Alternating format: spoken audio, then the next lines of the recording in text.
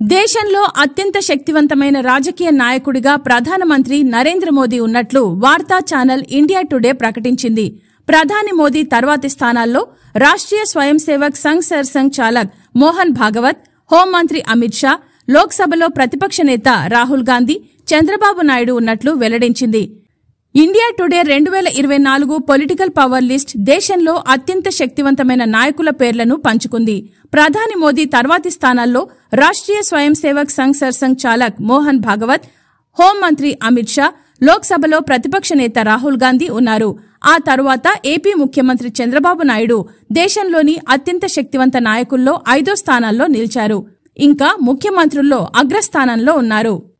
2024లో దేశంలో ఉన్న రాజకీయ పరిస్థితులు, నాయకుల పనితీరు ఆధారంగా వారి శక్తి సామర్థ్యాలను అంచనా వేసింది. ప్రధాని మోదీ వరుసగా 3వసారి ప్రధానమంత్రిగా ఎన్నికై 60 ఏళ్ల రికార్డును తిరగరాశారు.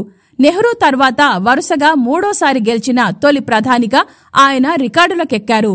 అంతేకాకుండా ఒకవైపు అమెరికాతో, మరోవైపు రష్యా, యుక్రెయిన్, ఇజ్రాయెల్ అధినేతలతో ఏకకాలంలో స్నేహ సంబంధాలు కొనసాగిస్తూ భారత ఆర్థిక వ్యవస్థను $4 ట్రిలియన్ స్థాయికి తీసుకెళ్లారంటూ విశ్లేషించింది.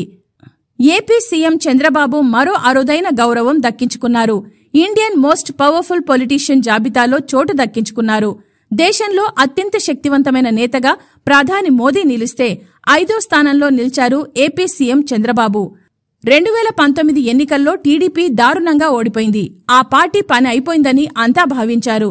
కానీ చంద్రబాబు తన శక్తియుక్తులతో పార్టీని అధికారంలోకి తేగలిగారు.